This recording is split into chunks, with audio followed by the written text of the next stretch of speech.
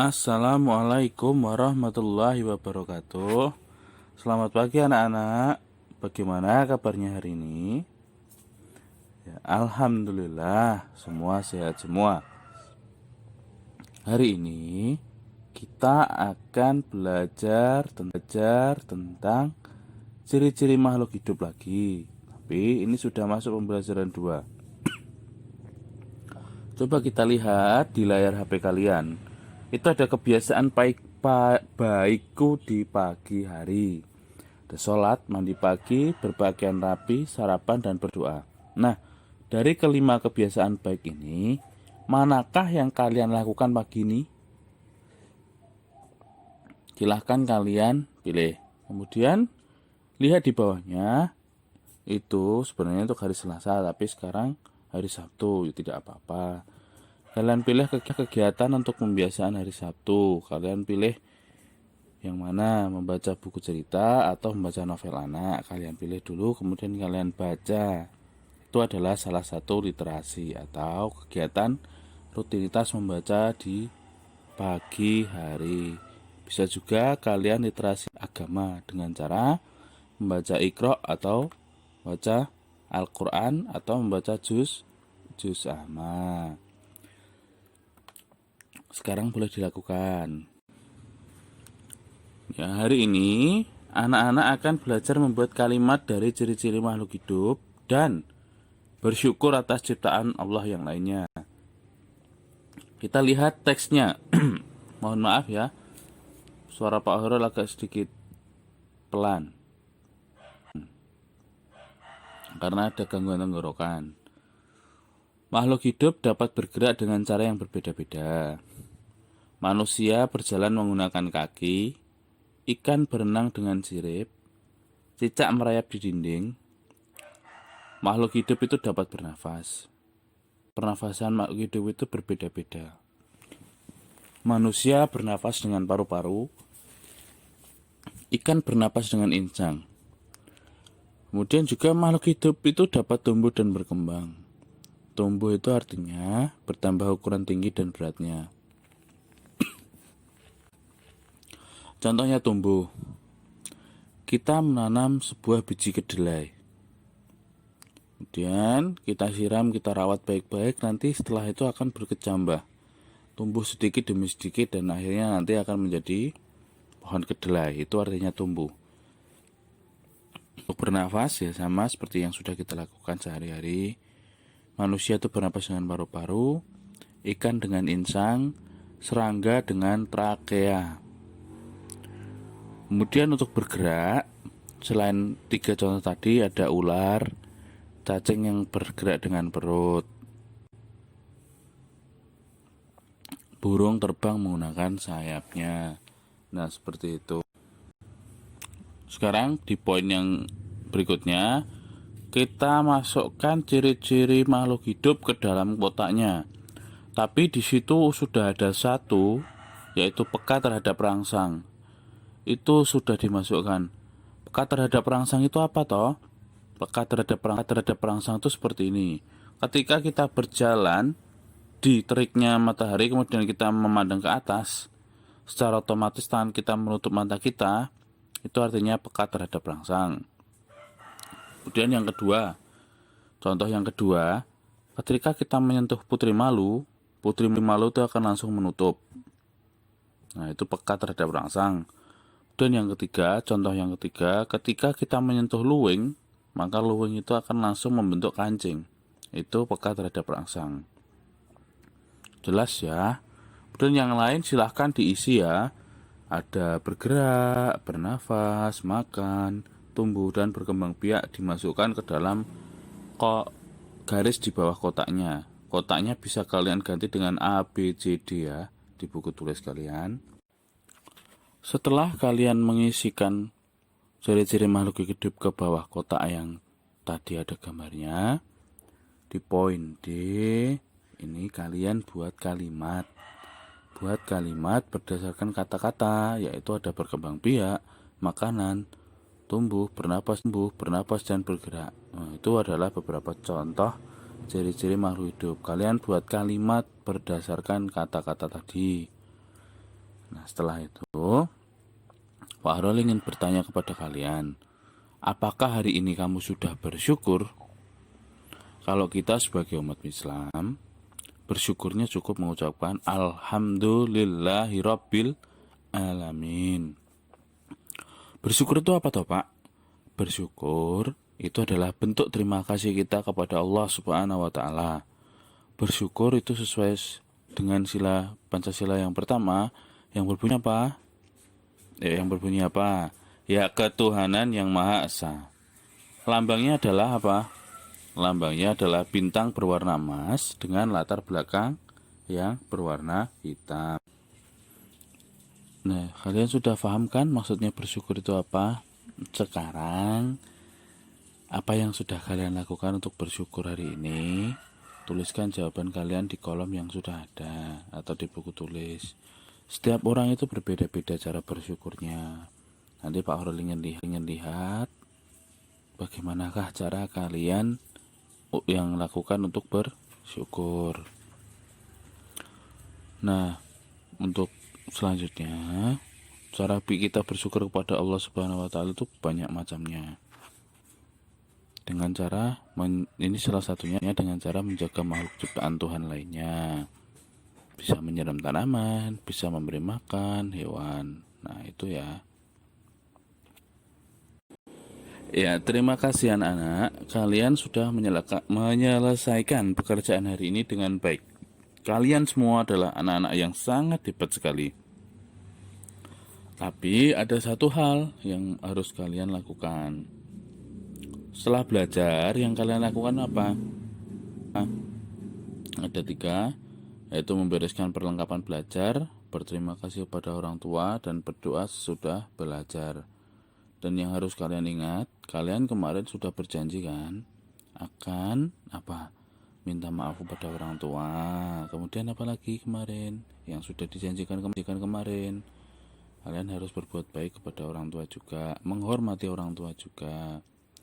Jadi, kalau orang tua mengingatkan main HP-nya jangan terlalu lama, ya diikuti, itu semua untuk kebaikan kalian. Jangan malah membantah. Ya, main HP ada batasnya. Tidak harus setiap waktu. Ingat sholat, ingat baca Al-Quran, ingat murojaah ya. Itu harus diingat-ingat. Oke? Apalagi juga sama ibu, karena surga terletak di bawah telapak kaki ibu. Jadi kita harus menghormati semuanya, menghormati orang tua kita, baik ayah maupun ibu. Oke? Ya, saya yakin kalian semua mampu melaksanakan janji kalian yang kemarin. Karena kalian sudah berjanji, jadi kalian punya kewajiban untuk menepati. Oke. Terima kasih. Nanti tugasnya bisa lewat MS Form sama Kak Izala ya. Nanti yang tidak punya Kak Izala, Pak Horul akan berikan lewat WA Jabri. Terima kasih. Billahi taufiq wal hidayah. Wassalamualaikum warahmatullahi wabarakatuh.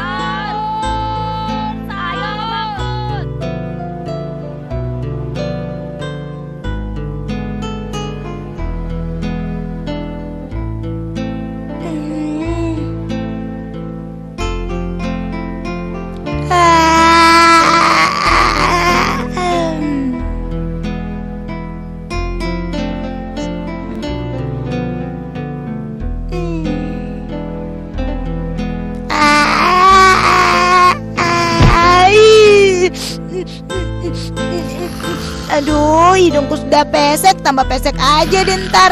Ada saja nih. Aduh.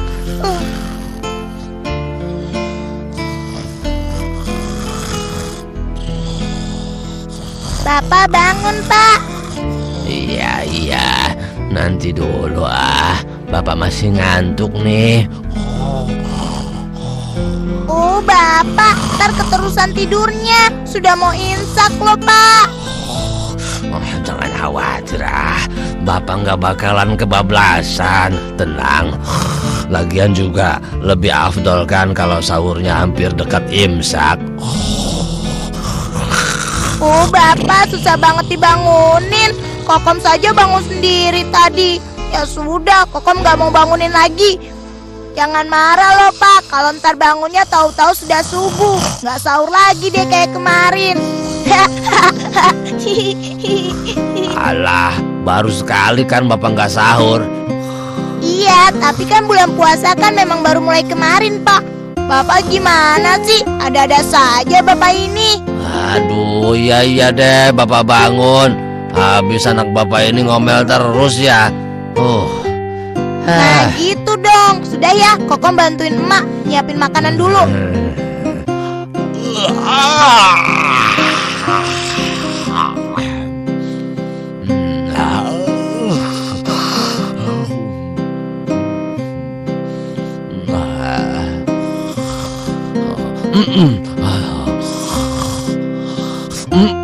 Astagfirullahaladzim. Bocah-bocah itu nggak kira-kira ya.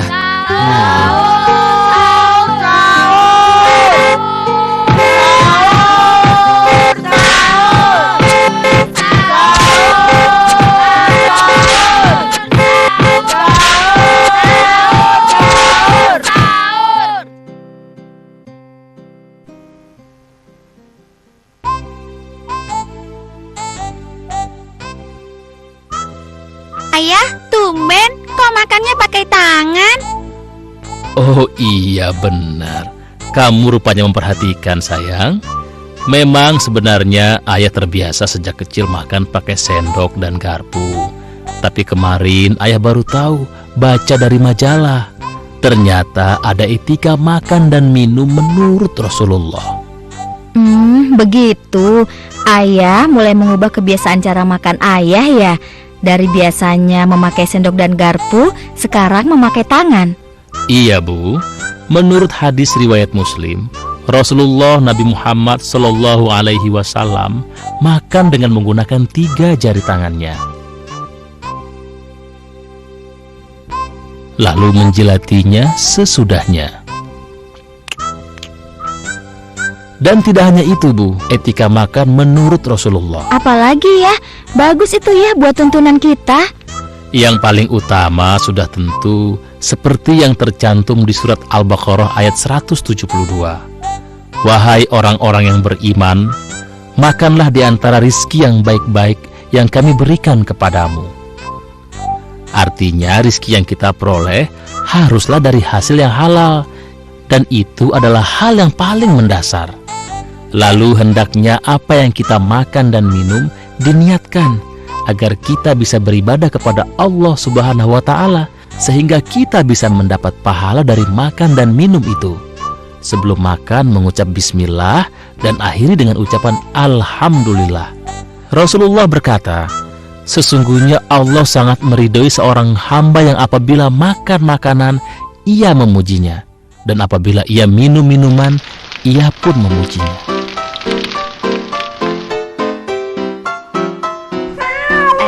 Sudah bersih. Cucilah tangan sebelum dan sesudah makan. Tidak boleh mencela makanan. Kalau suka makan, tidak suka ya nggak usah dimakan. Nggak perlu mencelanya. Baksonya nggak enak, nggak bermutu, nggak ada rasanya, nggak ada lezat-lezatnya. Bakso nggak enak, payah. Walah, bilang gak enak tapi habis 2 mangkok. Saat makan tidak boleh menyandar ataupun menyungkur. Seandainya mengundang tamu untuk makan, janganlah melihat muka tamu yang sedang makan tersebut, sebab hal tersebut bisa membuat mereka malu atau menyinggung perasaan mereka.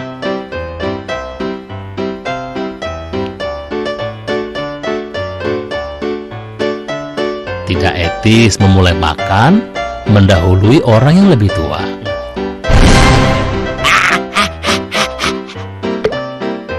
Aduh, perutku sudah lapar nih. Kapan mulai makannya? Mau makan kok malah ketiduran. Payah. Masa melakukan itu saja tidak bisa? Seperti kodok, hanya bisa bicara saja.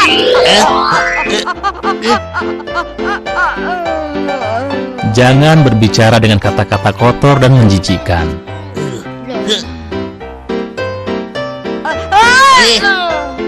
Jangan minum langsung dari bejana. Ini menurut hadis riwayat Al-Bukhari. Nabi melarang minum dari bibir bejana wadah air. Itu tidak baik. Disunahkan minum sambil duduk. Sesungguhnya Nabi melarang minum sambil berdiri. Dari hadis riwayat Muslim. Tidak berlebih-lebihan di dalam makan dan minum.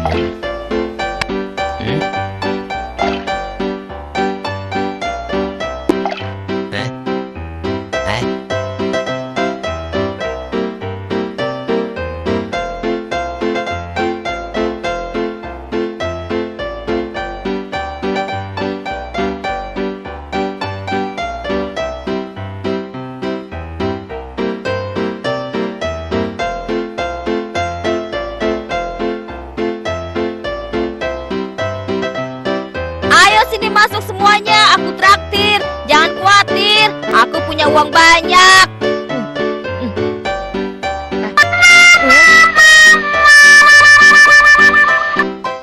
Asik, akhirnya saya dapatkan juga es krim lezat kesukaan saya. Oh iya. Disunahkan mengambil makanan yang terjatuh, membuang yang kotor, dan memakan bagian yang bersih. Tidak meniup makanan yang panas, tunggulah hingga dingin baru dimakan. Tidak bernapas di saat minum. Nah, begitu Bu, etika makan dan minum menurut Rasulullah. Iya Pak, sekarang ilmu kita jadi bertambah nih. Terima kasih ya Pak. Ngomong-ngomong, kita selesaikan makannya. Sebentar lagi sudah imsak loh. Iya Baik, Bu. benar. Mak, makannya kok begini-beginian mulu sih? Bosen nih, Mak, nggak enak. Nggak boleh begitu, Neng. Harusnya bersyukur, karena kita masih diberi rizki makan biarpun sederhana. Iya, benar apa yang dikatakan makmu. Masih banyak di luar sana yang kesulitan cari makan. Kita ini masih beruntung, masih diberi rizki dari Allah Subhanahu wa Ta'ala. Sekecil apapun rizki yang kita terima, kita harus selalu mensyukurinya. Biasanya hal yang sering kita lupakan adalah mensyukuri karunia yang Allah berikan. Sesungguhnya kita tidak menyadari kalau dalam hidup ini sebenarnya kita lebih banyak mendapatkan kebahagiaan daripada kesusahan. Coba perhatikan saja, lebih banyak mana hari-hari kita sehat atau hari-hari kita sakit? Atau lebih sering mana kita mendapatkan keberhasilan atau kerugian? Nah, terkadang kita umat manusia selalu merasa kurang, selalu menginginkan lebih dan mengingkari nikmat rizki yang Allah berikan.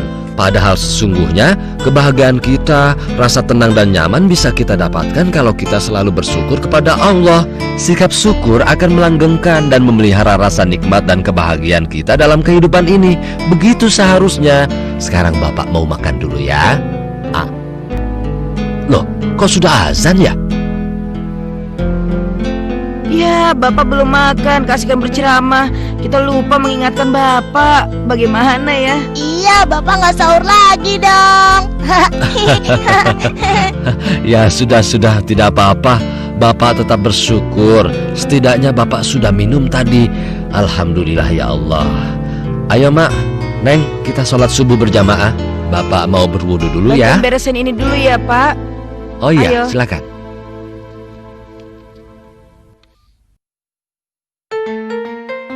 Fatabassama dohikam min qawliha wa qala rabbi auzi'ni an ashkuru ni'matakallati an'amta alayya wa ala walidayya wa an a'mala solihan tardahu wa adkhilni birahmatika fi ibadika salihin.